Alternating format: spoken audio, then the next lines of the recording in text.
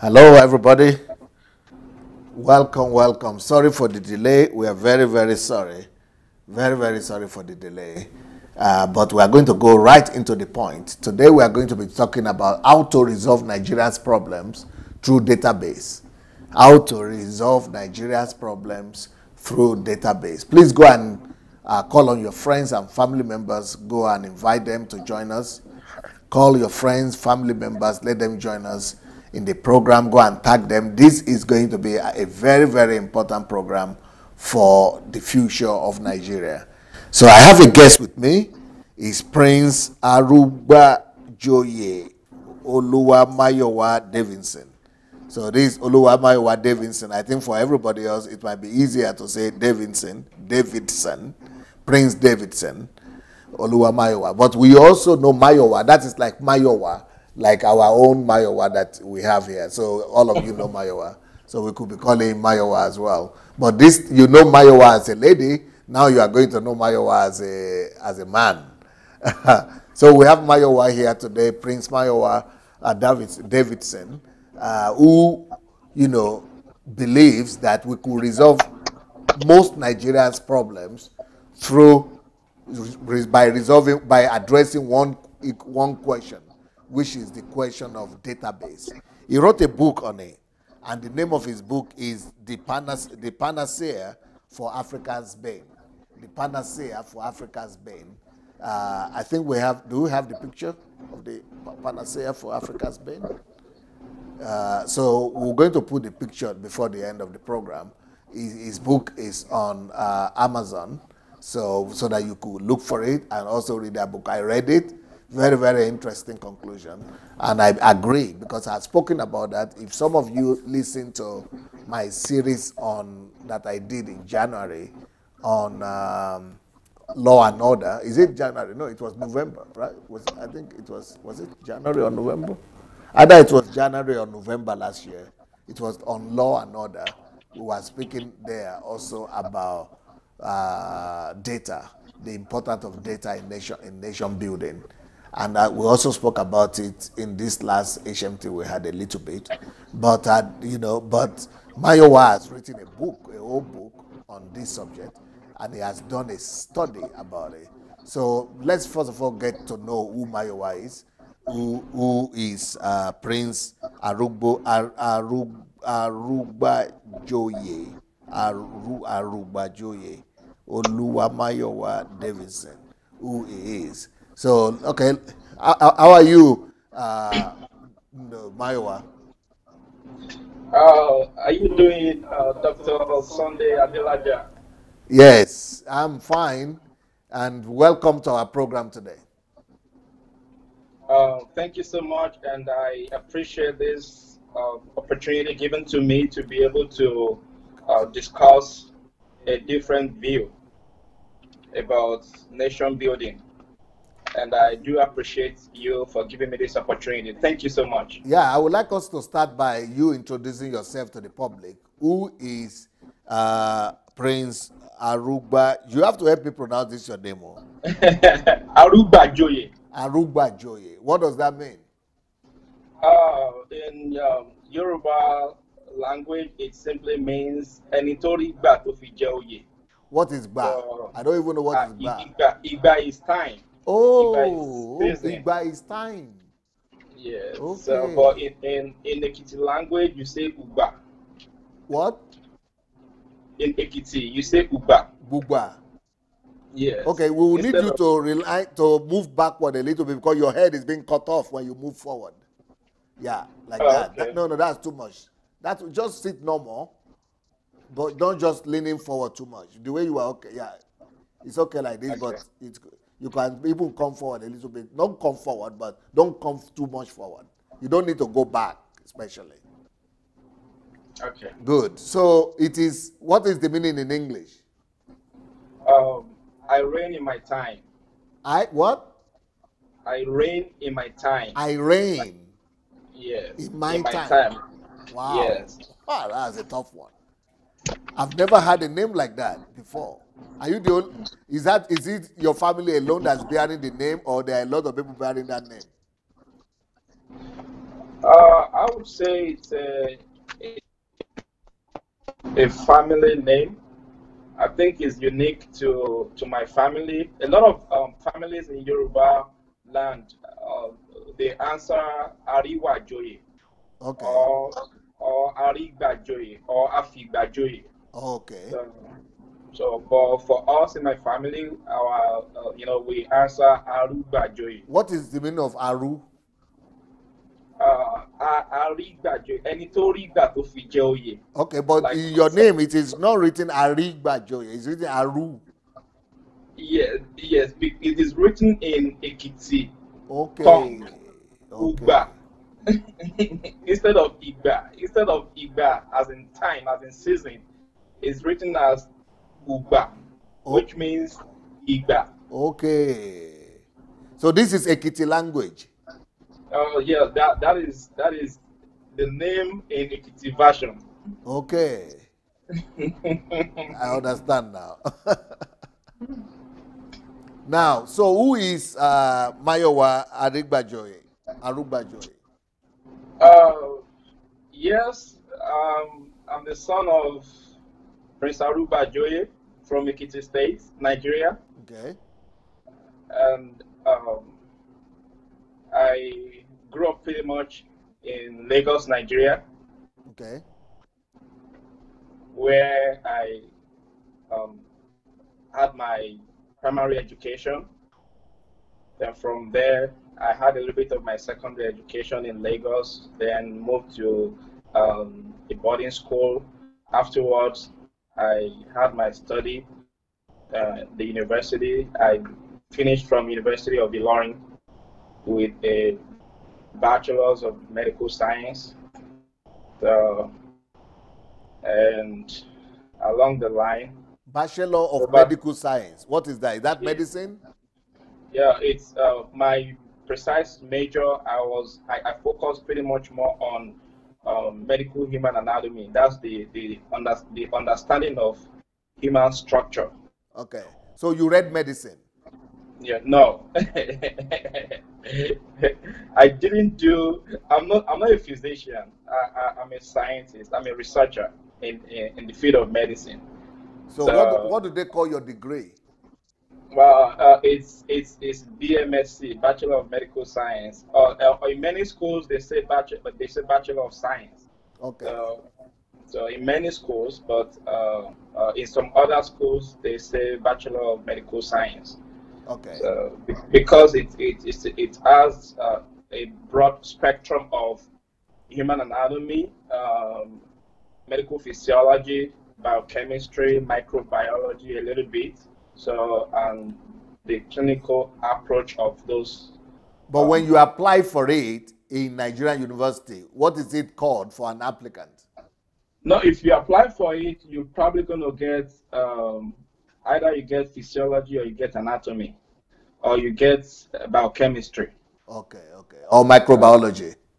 Or microbiology. But for biochemistry and microbiology, you may not get the medical side of it. It might just be the science side of it.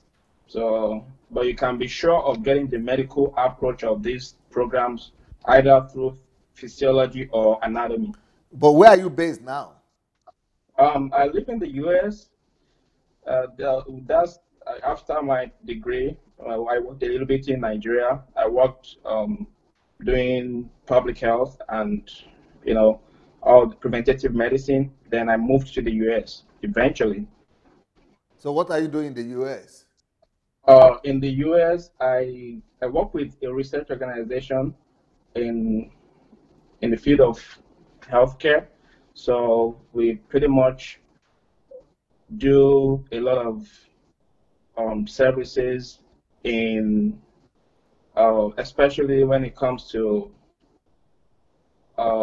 the retired people, the pensioners. So we take care of their health.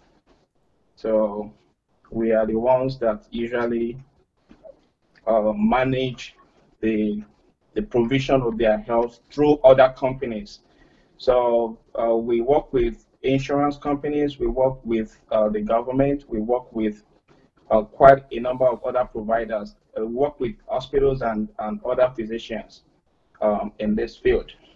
So you are a professional researcher. You are a science researcher, so you are used to research.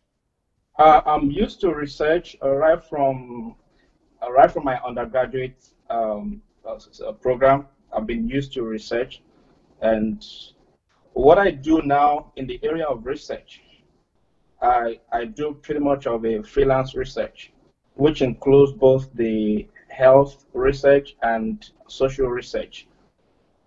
So that's what I do now, personally, apart from my regular job. Okay, but this kind of job that you are doing, after reading your book, I think that you are engaged with Uncle Sam. Have you read my book, Uncle Sam? I've not read your book, Uncle Sam, but what do you mean by engagement with Uncle Sam? Oh, that shows that you have not read the book yet.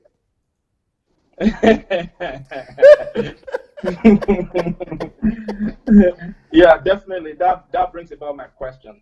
Yes, that means that you are working to make a living. That is not your ultimate calling. I think that you will feel more fulfilled if you end up actually pursuing the research work on what you have written in this book rather than doing what you are doing right now. Oh yeah, you're right about that, and I would say pretty much yes, you're correct. We as much as we make a living with whatever else we do, at the same time we still pursue our personal careers, which is found in our passion. So especially on nation building. So that's pretty much like something I've gone a little bit gaga into, as in I've gone a little bit wild into digging deep, especially when it comes to pursuing what the solution is to the nation Nigeria and the continent of Africa at large, because I'm a Pan-Africanist, so and I'm so keen about that. Pan-Africanist. Mm. Beautiful. So you need to read my book, Uncle Sam. Look for that book. I mean, it will, you will take some things away from it. But let's go right into this topic here. The panacea for Africans' bane. That is the title of your book. And from there, we will go into how to resolve Africa's problems and Nigeria's problems, through database. But why did you, say panacea means one solution or one tablet, that could resolve all kind of diseases or sicknesses. So one solution that could be like a master key is one solution that could be applied to resolve a variety of problems. That is the way I understand panacea. So I don't know if that is the same meaning you are putting into this. Yes, you are correct if you say that. Panacea in general means what you have said, of course. It means universal cure. Yes. And when you talk about, if we shift a little bit to the perspective of medicine, we say the pluripotent cell. Yes. So when we talk about the pluripotent cell or omnipotent cell, so that is the reason for the new generation research in the field of stem cell. That's the reason for stem cell research, because they are looking for a universal cure, something that can take care of everything. So, and that is the panacea. So when we talk about the word panacea, grammatically, panacea simply implies universal cure. It means the master cure. So that's what we mean when we talk about panacea. So you actually believe in what you wrote in the title of this book? I don't just believe in if that answers the question. However, I don't just believe in it. My everything that has to do with my life is dedicated to that book, because I after doing my understudy about Africa and everything that has to do with Africa, I end up realizing that man, there's nowhere we are going if we do not take a new dimension to nation building. So I so much believe in it, and I'm completely in it. Now, can you prove to my viewers and your viewers that we have a universal cure in this philosophy, or in this issue that you said, a panacea for Africa's pain, that is for Africans' problems? You have a Right. panacea. How do you prove that, even for Nigeria's problems? Yes. First of all, as much as many believe that Nigeria is complex, and I love it when I hear people say that Nigeria is complex. At the same time, I feel sad when I hear it, because people have gotten to that level that they feel like Nigerian problems are understood by just certain people. And therefore, But most people believe that Nigerians' problems are not understood by anybody. by anybody. So they believe that Nigerian problems they are not regular problems that can be understood by anybody, by many people. So they believe the understanding of Nigeria as a nation is peculiar to some political group. So, and first of all, I need to flush the mind of Nigerians that this is not so. This is not so. Whatever affects you directly as an individual, as a citizen, is just an iota of what affects the whole nation. So, and if you can understand what your problem is as an individual, it means you can understand what the problem of the nation is. If you decide, or if you choose to dig deeper and expand your horizon in, asking questions about the nation. So, and me, to answer your question, talking about how to make Nigerians know that they can actually be a universal cure to the problems. Of course, yes, there can be a universal cure. If you can understand what the solution to your personal life as a Nigerian is, then you should be able to understand that, hey, there's a solution to national problem. And however, there's nothing that comes that has a beginning that does not have an end. It might take a longer time to end it, but there's always an end.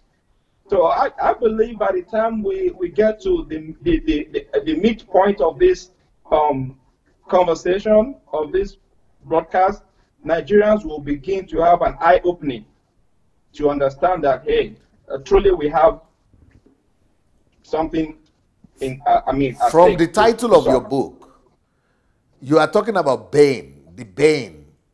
That is the bane to Nigeria's development, the bane to Africa's development.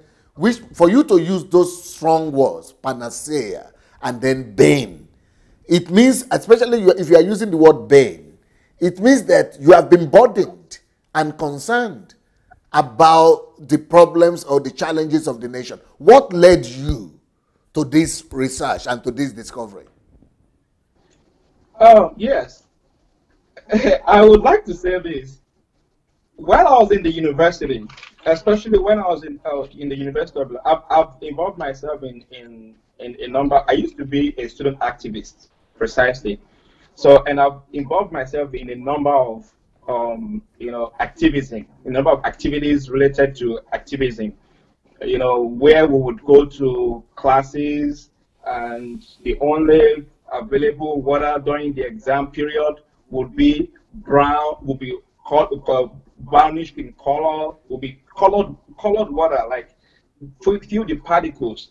So, and that's the only thing that will be available to be used for cooking, for bathing, for everything you can think of, to be used for your livelihood as a student of the university. And I've been in these conditions, and I've been able to question the people in charge, that why are you treating us this way? We are not we're not animals, we are humans. So if you have good shower with good water at home, I don't think he should be our leader providing us this type of water. People are going to get sick and all that. During the exam period, all these things happen. Now, over time, I began to ask myself, what is going on with us? What is the problem? And I started in parts until I began to dig deeper and deeper and deeper.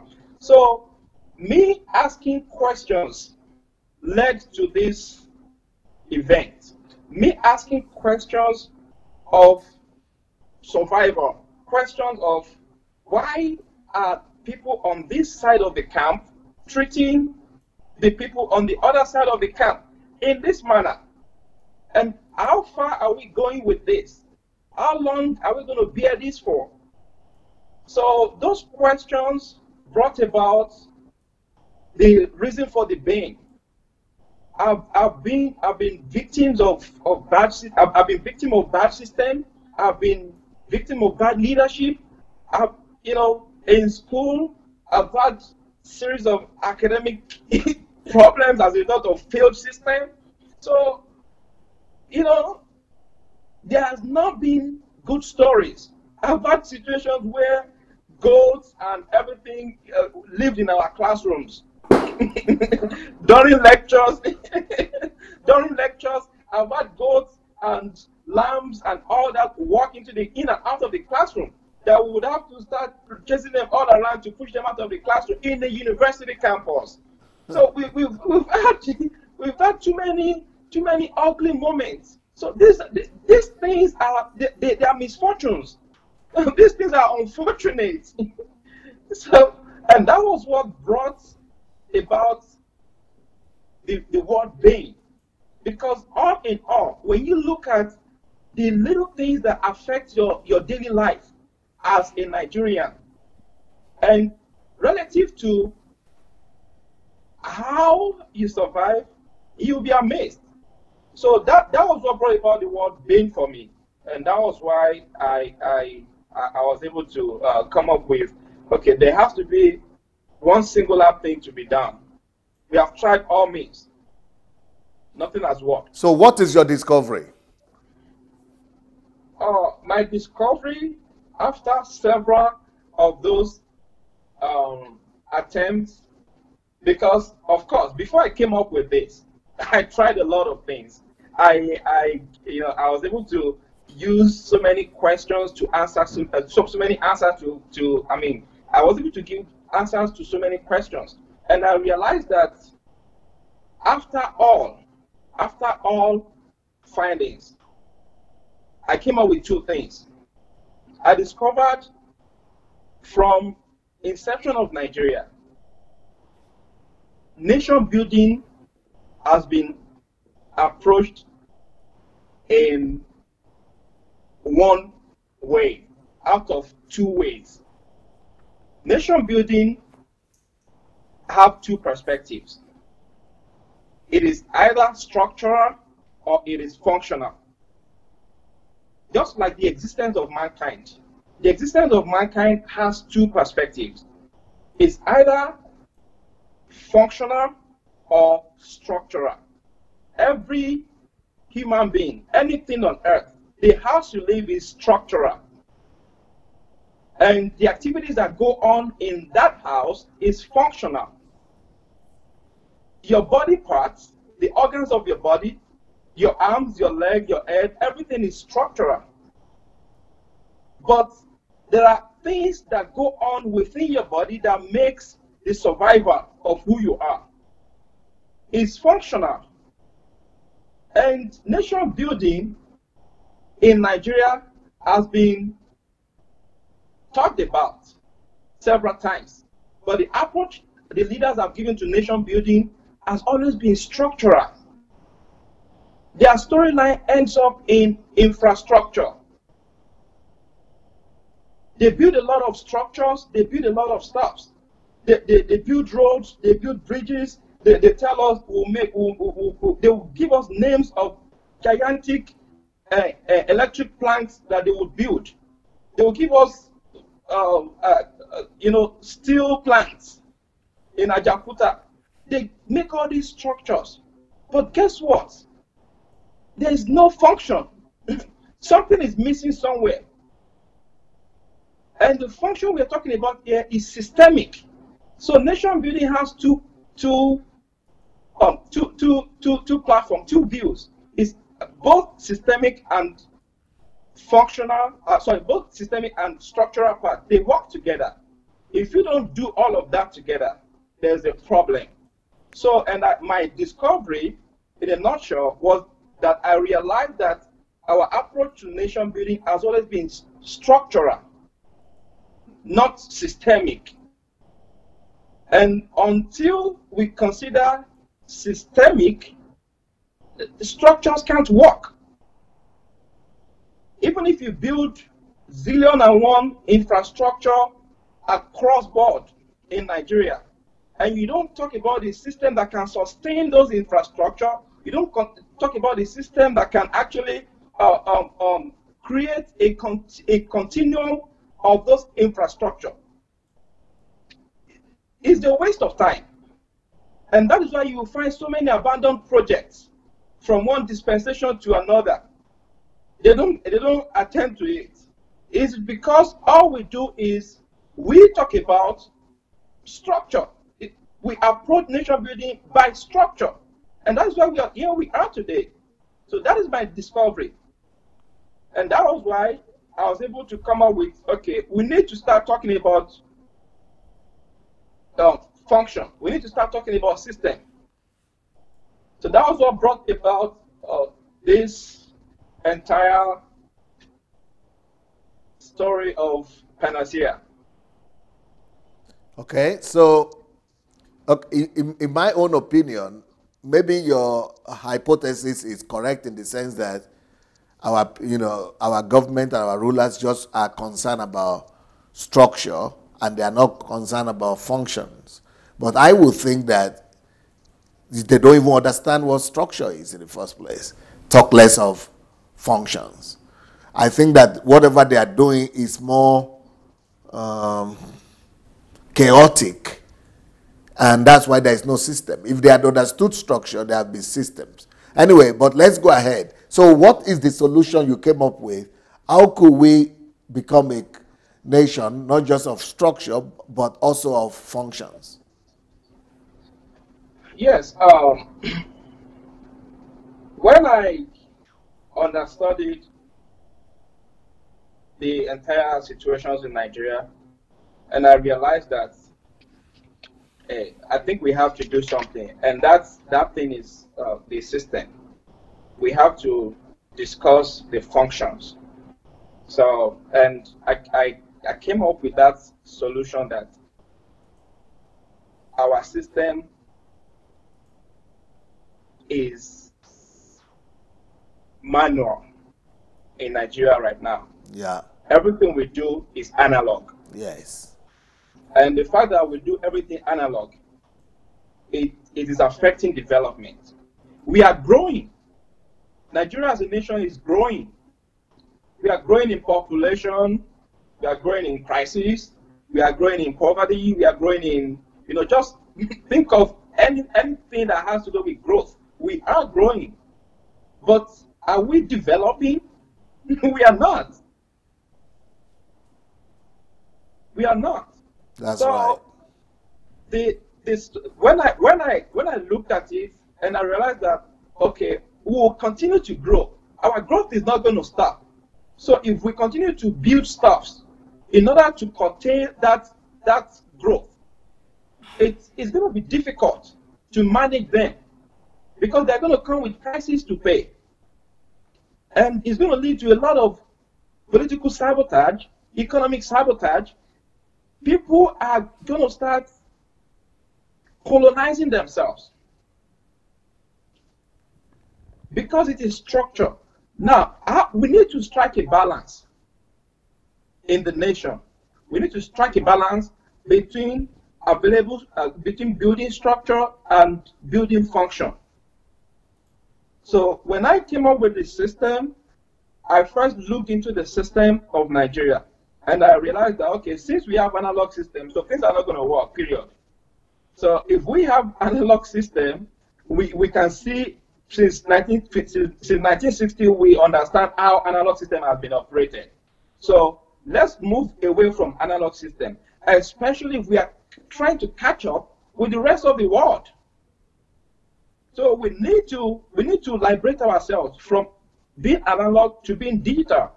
So, but before we can do this, we need to understudy our system, and I got to realize that, okay, our system is broken. So how do we fix it? I came up with data, and I came up with database. When that was after using so many views to answer that question, I couldn't get an answer. I came up with database. Actually, I'm not going to be spiritual. I'm not going to be religious here, but I'll be a little bit spiritual. So my first finding about database started one day when I was studying something in the Bible, and I just came up with something, you know, and it occurred to me that, oh, that is something that needs to be done. And that was Luke chapter 2 verse 1. I'm not being religious, but I just want to make that clear, because I was trying to dig deep that what is the origin of database. And before I came up with that name database, I first of all looked at it that, do we even know ourselves? What's the reason for our budget? What do we do with our annual budget as a nation? So where does what go? And I realized that nothing goes anywhere when it comes to budget and implementation of budget. Nothing goes anywhere in Nigeria. They give us a flash and they keep the rest. So, and after I came up with that, I know, you know, I had to put some things together to be able to understand that, okay, now that we understand that our budget has a problem, why does our budget why does it have a problem? I ended up getting to know that, okay, we don't even know ourselves. Just like I was saying some time ago, that if you don't know your household, you are the head of household. You don't know how many children you have. You don't know who your wife is, but you know you have a wife. You don't know who your children are, but you know you have children. You don't know if they are male, if they are female, if you don't know their ages. You don't know anything about them, but you have a job. You have a job, which is your budget, to provide for these people. So when you have a job to provide for these people, what happens to them? How do you want to pay their school fees when you don't know their ages? You don't know their gender. How would you want to talk about their school uniform? What type of book do you know you want to buy for them when you don't know who these people are? What size of shoes do you want to buy for them? So, and I got to realize that our government does not know who the citizens are. So therefore, they cannot make provision. They can't make provision for people they don't know. Because you as a head of household, how do you make provision for your people when you don't know who they are? How are you going to provide what they need? How do you know if your income is actually enough for these people? How do you know that? There's no way you can know how much money you need to provide for your people. You don't even know if you need a second job or not. So that is an individualistic case study. Now, lift that and apply it to Nigeria as a nation. Our leaders don't know who we are. They don't know whether we are citizens or we are not citizens. So it is difficult to make a budget that will affect the lives of individuals as citizens without knowing anybody, without knowing a senator, without knowing a commissioner. For you to live your daily life as an individual, it is difficult to live your daily life as an individual because your government does not know you. So that was the problem I had when I started digging deep into this. Before I even came up with database, I had to answer that question first. Okay, if our government doesn't know us, so how do they know that? But if they construct this, if they construct 10 miles or kilometers in Nigeria, if they construct 10 kilometers of road, how would they know how long that road will serve for? How would they know how many people fly through that road? To be able to understand that in the next 10 years, this road will be too congested for the commuters. How would they know that? How would they? Right now, as I talk to you, JAMB, they keep issuing applications every year. That's Joint Admission Matriculation Board. They keep issuing applications every year for high school students to write exams. But how many universities do we have?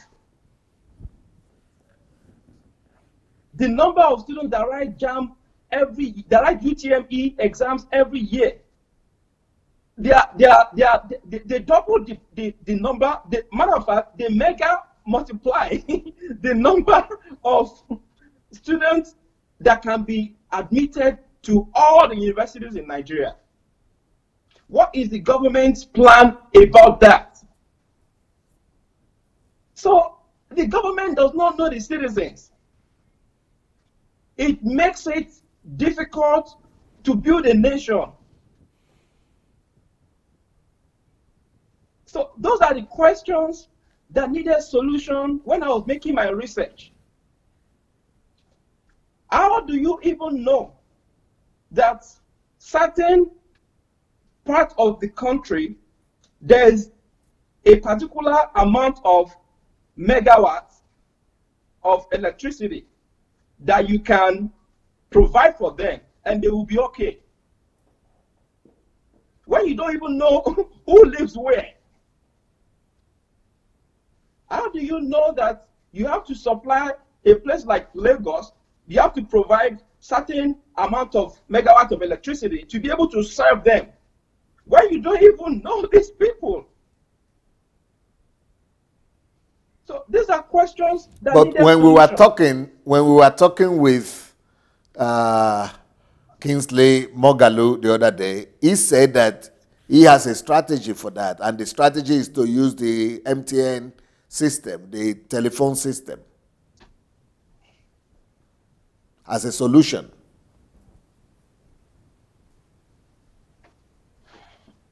Oh, you want me to answer that? Well, you know, is that not an alternative? Is that not an alternative? You know, let me answer that in my own. Now, don't quote me. This is my opinion. So, do we have to rely on private source as a nation? Or does a private source have to rely on the government as a nation? If you as a business owner, you take a telecom company to Nigeria, and you say, okay, my customers, I have to get your data. You have to register. And the next thing, the government comes to you and says, hey, Dr. Sunday, you know what? We want to build Nigeria on your business. How is that? But we do know that the MTN companies in Nigeria, they cooperate with the federal government. They give all the data to them. That's how they have been able to fight Boko Haram. That approach is an approach that will always be sabotaged. We are talking about nation building. We are talking about a nation building that is independent on anything. We are not talking about nation building that depends on individuals. We are not talking about nation building that depends on Otedola. We are not talking about nation building that depends on Dangote. We are talking about nation building that tomorrow we can say, hey, MTN, we don't want you anymore. Get out of our country. If they do something wrong, that's the type of nation building we are talking about. Why can't America build nation on Facebook? Do you know how many people use Facebook? All those resources, they are additional resources. They are additional resources. Our aspirants are very, very smart. I've followed up with many of them. But hey, give yourself a break. Look deeper into this database system of nation building. And thank me later. See, we are talking about deliberate nation building. We're not talking about recharge cards, SIM card registration. We're not talking about BVN. We're not talking about people who use Facebook. We're not talking about national ID card. We're not talking about international passports. So what are we talking about? We are talking about a national central database system. That's what we are talking about. We are talking about, let us create a fish pond. So where does that start? Where do we start as a nation doing that? As a nation. With a sensor? Sensor is a subset of a national central database. Sensor is not the mother of a database. It's a subset of it. National central database is what makes the government, is what makes a nation. And for us to start talking about national central database, we have to talk about the database system, which is just a drum, which is just a container. But something has to be in that container. And what is that thing that has to be there? We need to create a biometric information of every individual. I'm not talking about SIM card that captions phone users alone. I'm not talking about BVN that captions bank users alone. I'm not talking about international passport that captions travelers alone. I'm not talking about voters registration that captions people that are just 18 years and above alone. That's not what I'm talking about. I'm talking about we need to create a biometric account of every individual in the country. In the simplest form, the national ID card could have helped us. BVN could have helped us. But they still ended up making it too bogus. They ended up crashing a beautiful project. Why would we need a national ID card? That's the question. Why would an individual need a national ID card?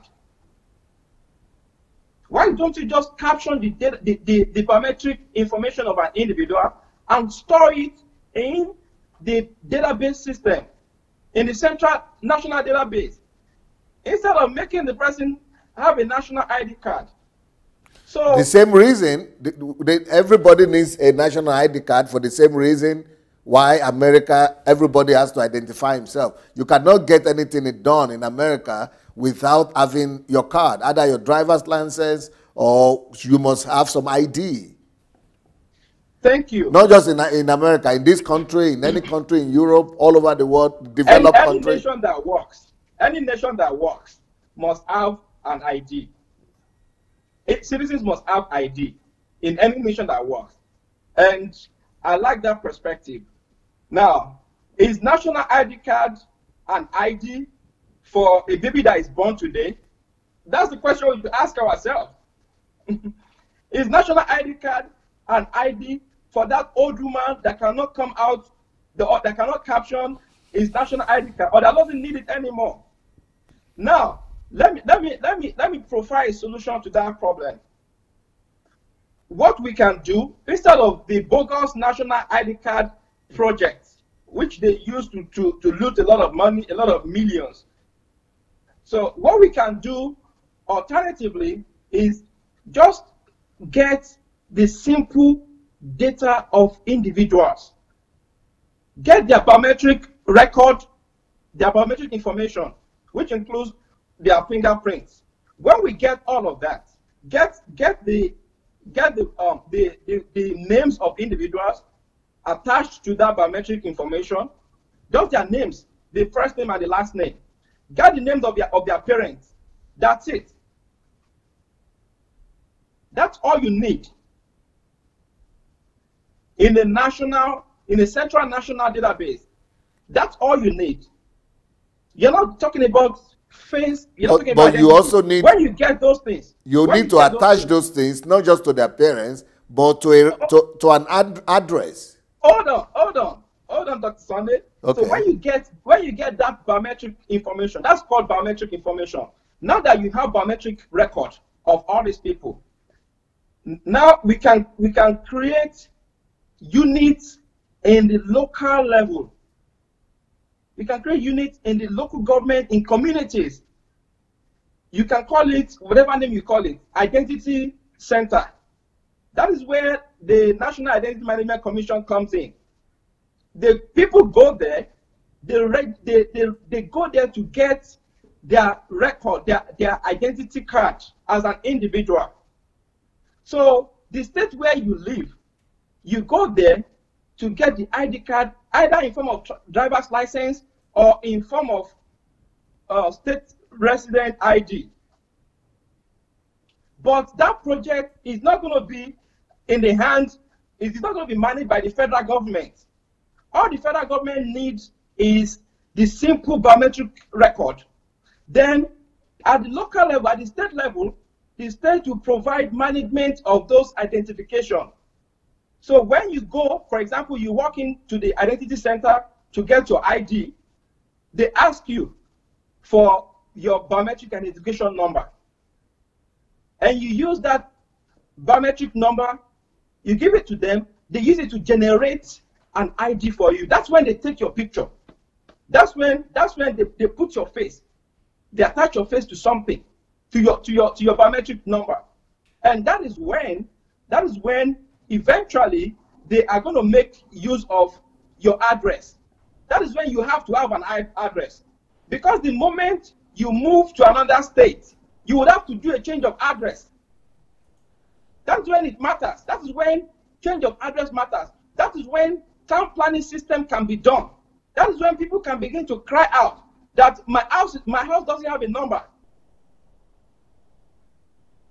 Many people that have a national ID card, as I speak to you, many of them, they're not attached to any particular address. How many years are you going to continue to carry national ID card around with the same address? All your life? So when we have that local, that state managed identity center, then people will come with their biometric identification number. They will begin to, they will do their registration and all that. So they can get their ID attached to numbers. And children who are just, who don't need ID, children who don't need ID, once they are born, within the age of their birth, within that neonatal and infant age, they can actually use their birth certificate to some certain extent. And the moment they start school, their schools will be registered with their biometric number as a pupil in that school. And the school can make identity card for them without the stress of the government. The government doesn't have to do all of this. There are schools where they go, can make identity card for them until they eventually become old enough to drive or old enough to get a state ID. Matter of fact, you can get a state ID as young as we can place age limit on it, on state ID. But their school identity card will remain functional because their biometric record the biometric number will be attached to their school ID. And that solves the problems of infants, of young ones. That takes care of that. And we move on from there. Okay. To other things. All right. So when we have all of these accounts, because as I speak to you, we have captured almost everybody of all ages. If we go through that approach. So when we have these accounts, then we can advance. We can step forward and say, okay, this time around, we want to synchronize the department, the ministries, and the agencies into our central database. That is when you make all the ministries, you make all the departments, you make all the agencies rely on the central national database for their operations. And the moment they want to do anything, let's say, for example, Ministry of Agriculture, they want to do a project on agriculture. Why can't they pull their information from the database? How will you know how many people are jobless in the country? How would you know how many people don't actually, how many people are young, are below 18? How would you know those facts and figures? If you don't have a central national database, you cannot know them with SIM card. Not everybody uses phone. People have claimed that about 75% of Nigerians have phone. I don't think it's right. I don't think that figure is right. How many people do we even have in Nigeria that you know? That you are claiming 75% of them have phones. Do you even know how many people are in Nigeria? All we have is guesstimates. No, I heard 75 million, not 75%. Okay, 75 million people. I stand to be corrected. 75 million people, they have phones. Yes. Now, 75 million people have phones. How do you know? Where did you come up with that 75 million? Because an average Nigerian that has. Because they registered. They have a number with those telephones. That's what I was about to say. An average Nigerian has 2-3 phones. On different names? On the same name. And some even with different names. If you buy a phone for your child now, your teenage child, what are you going to do? Are you going to use your child's name to register for the phone? You're not going to use your child's name to register for the phone. Daddy bought the phone for you. So daddy's going to register it in his name. Daddy that registered phone just somewhere by the bus stop on the street of Lagos. So it's not going to bring you by the bus stop and start using your fingerprints. It's not going to do all of that. So these things are not accurate. You cannot rely on inaccurate data. A data that has failed even before you use it, you rely on it to build a nation. You cannot. I've heard a lot of these arguments. I've heard a lot of them. I listened to a lot of them. As we talk right now, the same argument, if you scroll through the comment feed, you will see the argument there. But the fact is, you cannot rely on this type of data to build a nation.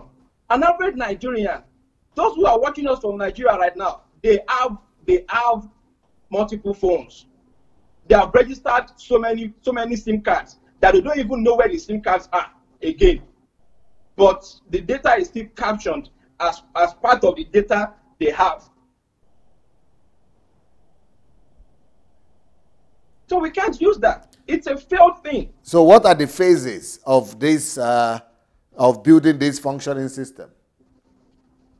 The phases of building a functional and working system are,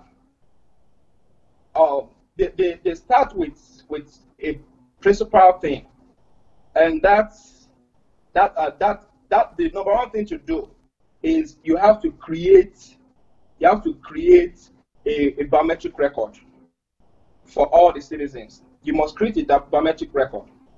Okay. And that biometric record that we're talking about, that is the fingerprint and the simple information about them. That's the first thing we have to do. Okay. When we create, when we get them, when we make them do fingerprint, and you give your simple name, your first name, your last name, your parents' name, your parents' names, as the case may be. That's all we need. So when you do your fingerprint, your 10 fingerprints, we already know that I, Oluwamayowa Davidson, the son of ARUGBAJOYE, my fingerprint is attached to my father's name, ARUGBAJOYE, and my mother's name, Mrs. ARUGBAJOYE, is attached to that. So if anybody comes tomorrow, my brother comes tomorrow and he say, I'm this ARUGBAJOYE, they can differentiate between me and my brother, who have the same last name and who have the same parents, with our biometric record. So when they differentiate between us, you know, that's creating a biometric record. Then after creating a biometric record, you move on to, you know, of course, at childbirth, like I have explained before, you also make a biometric record of a child. The moment the child is born, you make a biometric record of the child. It does not matter where the child is born. I know people come up with argument of midwife delivery. I don't know if you know what Eleweomo is. In the houses. Yes, those who deliver by the roadside, who deliver in those little outlets. So all those things, there are problems that can be solved when we have a central database. All those people will be registered. If they are in for real business, they will be registered, they will be trained, they will be certified, because they will be part of the database. But I don't want to jump into that right now. Well, let's move forward to other steps. So when we create, we only have 10 minutes left, unfortunately. Okay, unfortunately we don't. 10 minutes is not going to do justice to this, but we'll make use of whatever we have. So when we create, when we caption the record, the biometric record, then we move forward. We create a biometric data storage system for the record. So after creating the storage system, that's where you can call it anything you like, a national database or national, call it anything you like. You move on to the next one. So the database system has to be managed by another agency, another independent agency, because that when you create a national database, that is where the top security of the nation lies. That is what is called a nation. So then all these guys that are just going around, these DSS guys that have turned themselves to thief catchers, this is supposed to be their job. Department of State Security, they should focus more on this. They need IT guys, tech guys, as in programmers and security, IT security guys, to be able to manage our central database. That's the only thing they will be doing 24/7. Avoiding infiltration of database, managing the database. Then we'll move forward to the next one. So when we create this type of, you know, DSS will manage, or whatever agency you want to manage, you want them to manage the database. They manage the database. We move on to the next level. You distribute the biometric data to ministries, to departments, and to agencies, to all government units. You distribute the data. And how do you distribute that? You incorporate the ministries, you incorporate the departments, you incorporate the agencies, incorporate all of them to rely on the National Central Database for their operations. All government parastatals, they will rely on the national central database for their operations. That is data distribution and synchronization. So you step forward. When you move forward, then you have a national, there's a national mandate, as in you legalize biometric number. That there is nothing you want to do in Nigeria without having a biometric number. You legalize it. So when you legalize this, that nobody can do anything. You cannot be registered in a school without a biometric number.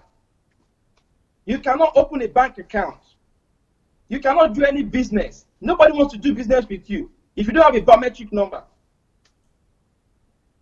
So when you legalize this thing, now before you get anything from the government, before you get a job in a private institution, before you get a job from that vulcanizer by the roadside, because he has to put you on his payroll, he has to be paying tax, so he cannot afford to hire you when you don't have a biometric number, because he has to be able to give account of you that this guy is my employee. This guy is my artisan, is my trainee. So when you legalize it, it comes like that. Then after that, you go ahead to create the state ID. So it will now be state of resident ID. There will be no drama of state of origin. I'm from Ekiti State. So whenever I want to do anything, they ask me to go get certificate of origin. There will be nothing like that again. Local government certificate of origin. Local government affidavit of origin. There will be nothing like that again. We are going to have just a singular identity. That's state of residence. So these are the steps. So how would that resolve the problem of the nation? Okay, let's now split it. Let's split it into all the problems that we have. Poverty. Let's go. I love that. I love talking about that. Now, when we move into how does that resolve poverty? How does that help economy? First of all, globally and national and nationwide, we have agreed that the largest population of citizens in Nigeria, they are youth. But I can tell you for a fact today that among all these youths, there are people of great minds, people of ideas, people who want to do business, people who want to be independent, many people want to do a lot of businesses, but there's no way they can do it because they don't have access to finance. What are you supposed to do as a government if a central database is done in Nigeria, and we have that as stated step by step, and is done effectively? The federal government can then tell the CBN, I need you to draft a policy to all financial institutions which states that, hey, every citizen of this country that comes to get a business loan, all you do is you do not ask for collateral. Do you know why banks ask for collateral from citizens? Just because they don't know how to find citizens. They don't know how to find Nigerians. Nigerians can default them, and when they default them, where would they find them? But why do American banks still ask for collateral? British banks everywhere in the world. Banks in America, they don't ask you for collateral. They don't ask you for collateral. If you want to get a business loan, all you have to do is walk to the bank with your social security number. When you walk to the bank, they check your credit record. That have you defaulted before? If you have defaulted before, they try to weigh their risk. No, but what acts as the collateral is the business. or or for example, people who want to buy houses. It is the mortgage, the house that acts as the collateral.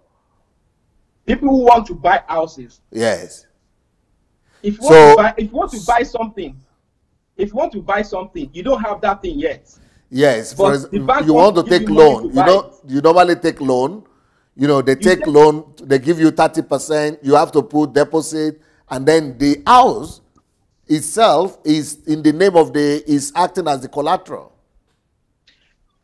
I understand your perspective. And you don't see it from that end of the collateral, because that thing you just explained now, it can never happen in Nigeria. The reason it can never happen in Nigeria is, first of all, let me break it down. That thing you just explained now.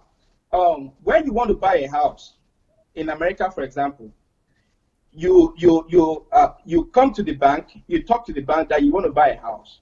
Whoever wants to finance your house, which is eventually going to be your lien holder, you talk to your lien holder. That's the person financing. That's the company financing your house.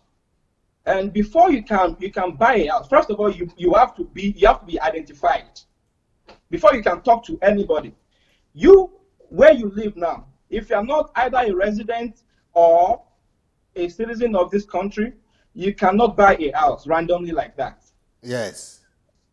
So you need something we need to know who you are as part of us. You need to move back a little bit because of your head. That is what comes to the table. But you will still need what you call the person the people you say you bring into the table to own. They are called fiduciary. So the fiduciary is also like a collateral. It is a collateral after knowing who you are, not before knowing who you are. Okay. So that is when you can use the word, and it's not even safe to use the word collateral, because they are buying the house, they are funding the house for you to be able to have a place to rest your head, to have a roof under your head. But they are paying for it on your behalf. And in this case, they are making you say, okay, we are going to help you buy this house. But how do we trust you? How do we trust you that at the end of the day, you're going to pay us our money back? So, first of all, they cannot trust you if they cannot identify you. So that rules out the business. But the moment they can identify you, then you are qualified to do business with them. And you are qualified to say, okay, we can trust you a little bit because we know who you are. And then that is when they move forward and say, okay, what do you do that will be able to pay us our due within a specified period of time?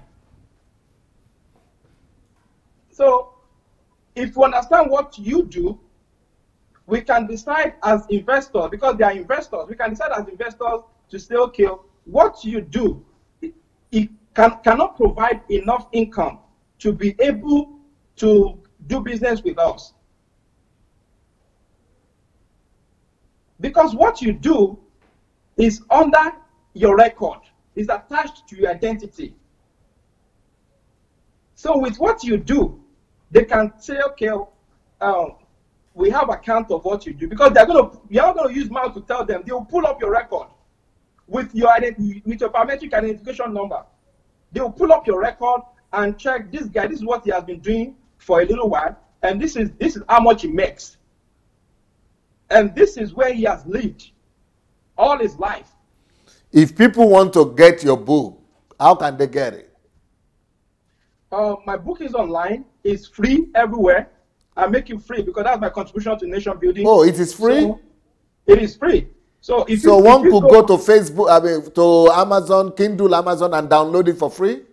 They can download it for free. The only thing Kindle does is Kindle will take $1 from them as their service charge, but I'm not charging for it. Wow. So this is my contribution to nation building. This is where, because I want people to be educated about this approach of database system to building a new nation for Nigeria. So that's why it's not for sale. Why don't you download, upload it in some African or Nigerian platform where they could also download it? Because some people from Nigeria might not be able to use Amazon. Yes, I'm working on that, and if anyone actually has a medium to be able to do that, they can easily contact me. I'm very accessible. So if you have a platform that you want the book to be available, I can make provision for that. So and the book, of course, goes beyond all these things that we have been saying, because there's no amount of time that is going to be allowed on this platform to be able to break down all these things, because they have other things we need to discuss in different corners of the book. The security part, the economy, education, finance and trade, commerce, gun control, and so many things in the book. Prince Mayowa, nevertheless, you've been able to make the point, and I think your point is very convincing. So anybody that is interested now could get in touch with you on your Facebook. Is that the way your Facebook? How is your Facebook called? Davidson AO Vision. That's my Facebook name. Davidson AO Vision? Yes. Okay, Davidson AO Vision. Okay. Well, in the next 25 minutes, we have the next program, and we need to prepare the studio for it. So that's why we finish at this time. But we've been on for almost over 1 hour. And thank you so very much. This is a concept that every government agent and every government official in Nigeria needs to get a hold of. And thank you for doing the research. Thank you, sir. Thank you for having me. Blessings. Bye. Bye. Yeah.